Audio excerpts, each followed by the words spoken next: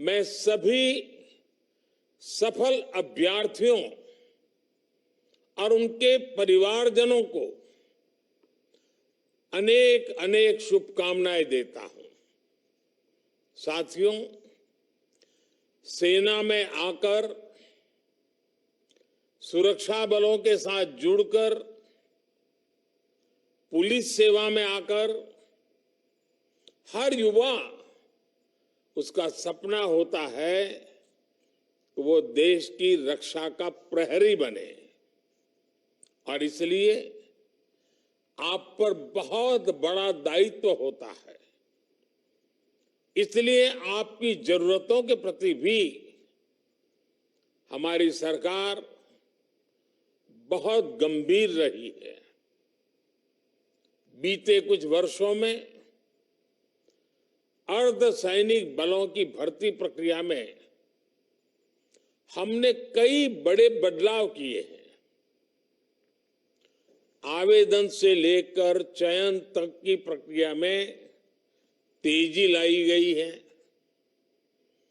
अर्धसैनिक बलों में भर्ती के लिए होने वाली परीक्षा अब 13 स्थानीय भाषाओं में भी कराई जा रही है।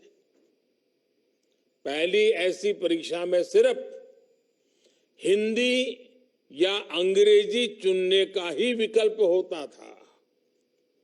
अब मातृभाषा का मान बढ़ा है। इस बदलाव से लाखों युवाओं के लिए रोजगार पाने के रास्ते खुल गए हैं। पिछले वर्ष भी छत्तीसगढ़ के नक्सल प्रभावित जिलों में सैकड़ों आदिवासी युवकों की नियुक्ति की गई थी। इन्हें नियमों में छूट देकर सुरक्षा बल में भर्ती पाने का अवसर दिया गया ताकि विकास की मुख्य धारा से जुड़े रहें। इसी तरह बॉर्डर डिस्ट्रिक्ट और उग्रवाद प्रभावित जिलों के युवाओं के लिए कांस्टेबल भर्ती परीक्षा में कोटा बढ़ाया गया है। सरकार के प्रयासों से अर्धसैनिक बलों को लगातार मजबूती मिल रही है। साथियों, देश का विकास सुनिश्चित करने में आपके दायित्व की महत्वपूर्ण भूमिका है। सुरक्षा का वातावरण, कानून का राज विकास की रफ्तार को तेज कर देता है। आप यूपी का उदाहरण ले सकते हैं।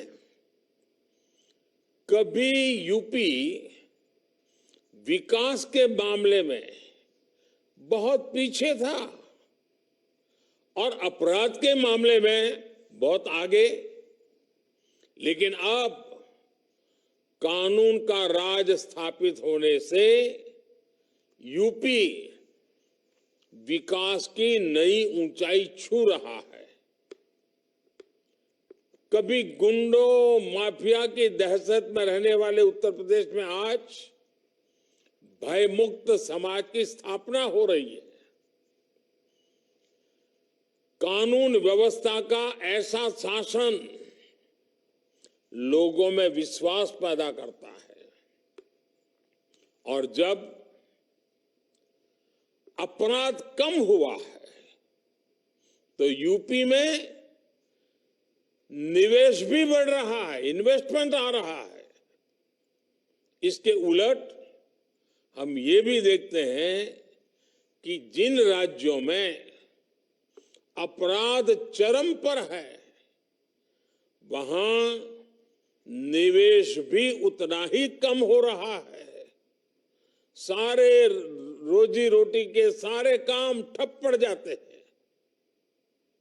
मेरे परिवारजनों, आजकल आप लगातार पढ़ते भी हैं और देखते भी हैं कि भारत दुनिया की सबसे तेजी से बढ़ती हुई अर्थव्यवस्था है। भारत इस दशक में टॉप 3 अर्थव्यवस्था में शामिल हो जाएगा। और ये गारंटी जब मैं आपको देता हूं ना, बड़ी जिम्मेवारी के साथ मेरे देशवासी, मेरे परिवारजनों को ये मोदी गारंटी देता है। लेकिन जब आप ये पढ़ते हैं तो एक सवाल आपके मन में जरूर आता होगा कि इसका देश के सामान्य नागरिक पर क्या असर होगा। और ये सवाल बहुत स्वाभाविक भी है। साथियों, किसी भी अर्थव्यवस्था को आगे बढ़ने के लिए ये जरूरी है कि देश के हर सेक्टर का विकास हो। फूड सेक्टर से लेकर के फार्मा तक, स्पेस से लेकर के स्टार्टअप तक, जब हर सेक्टर आगे बढ़ेगा तो अर्थव्यवस्था भी आगे बढ़ेगी। आप फार्मा इंडस्ट्री का उदाहरण ले लीजिए। महामारी के समय भारत के फार्मा इंडस्ट्री की बहुत सराहना की गई। आज ये इंडस्ट्री 4 लाख करोड़ रुपए से ज्यादा की है। और कहा ये जा रहा है कि 2030 तक भारत की फार्मा इंडस्ट्री करीब 10 लाख करोड़ रुपए की हो जाएगी। अब ये फार्मा इंडस्ट्री आगे बढ़ेगी तो इसका क्या मतलब हुआ? इसका मतलब ये हुआ कि इस दशक में फार्मा इंडस्ट्री को आज की तुलना में कई गुना ज्यादा युवाओं की जरूरत पड़ेगी। रोजगार के अनेक नए अवसर आएंगे। साथियों, आज देश में ऑटोमोबाइल और ऑटो कंपोनेंट्स, इस इंडस्ट्री में भी बहुत तेजी से बढ़त देखने को मिल रही है। फिलहाल ये दोनों इंडस्ट्री 12 लाख करोड़ रुपए से ज्यादा की है। आने वाले वर्षों में इसके और बढ़ने की उम्मीद है। इस ग्रोथ को संभालने के लिए ऑटोमोबाइल इंडस्ट्री को भी बहुत सारे संख्या में नए युवकों की जरूरत होगी, नए लोगों की जरूरत पड़ेगी, रोजगार के अनगिनत अवसर बनेंगे। आपने देखा होगा कि इन दिनों फूड प्रोसेसिंग इंडस्ट्री के महत्व की भी काफी चर्चा होती है। भारत का फूड प्रोसेसिंग मार्केट पिछले साल करीब 26 लाख करोड़ रुपए का था। अब अगले 3-3.5 साल में ये सेक्टर करीब 35 लाख करोड़ रुपए का हो जाएगा। यानी जितना विस्तार होगा उतने अधिक युवकों की जरूरत पड़ेगी, उतने नए रोजगार के मौके खुल जाएंगे। साथियों, भारत में आज इंफ्रास्ट्रक्चर का तेजी से विकास हो रहा है। पिछले 9 साल में केंद्र सरकार ने 30 लाख करोड़ रुपए से ज्यादा इंफ्रास्ट्रक्चर पर खर्च किए हैं। इससे देश भर में कनेक्टिविटी का विस्तार तो हो ही रहा है।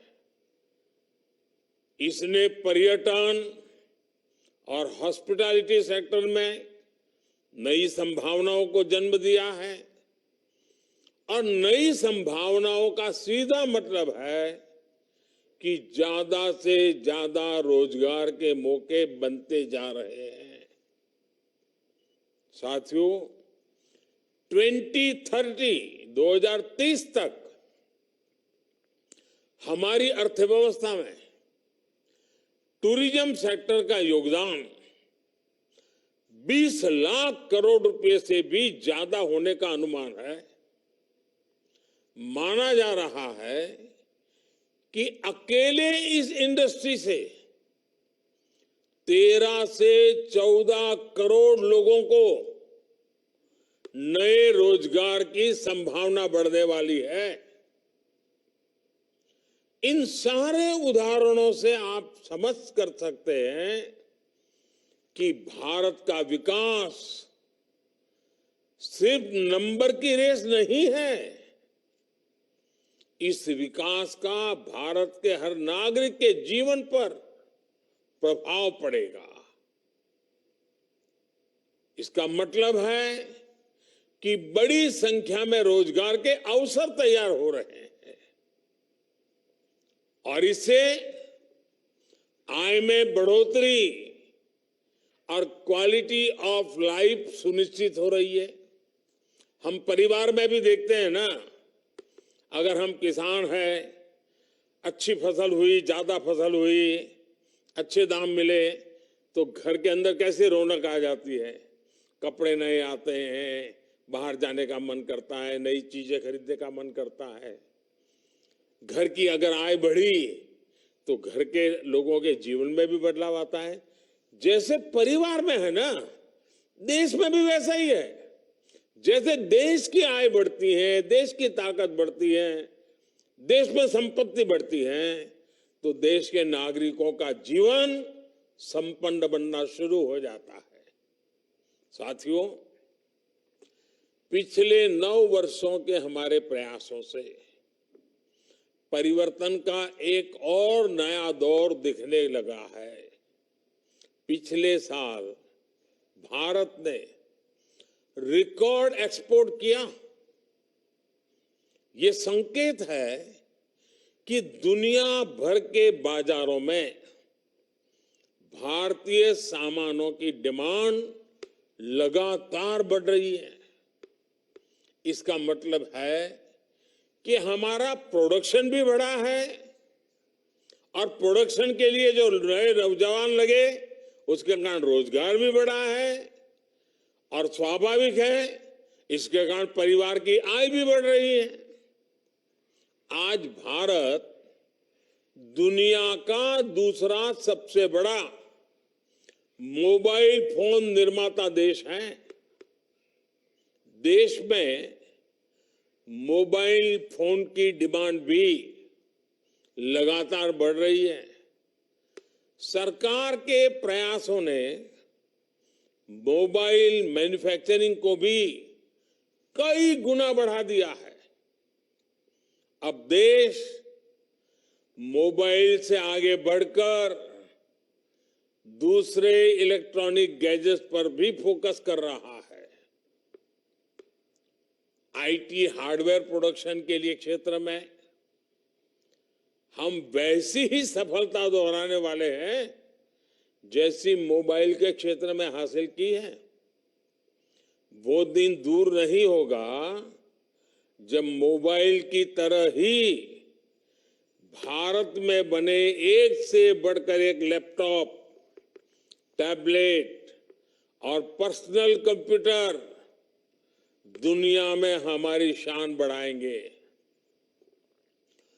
वोकल फॉर लोकल के मंत्र पर चलते हुए भारत सरकार भी made in India laptop, computer जैसे अनेक प्रोडक्ट्स खरीदने पर जोर दे रही है।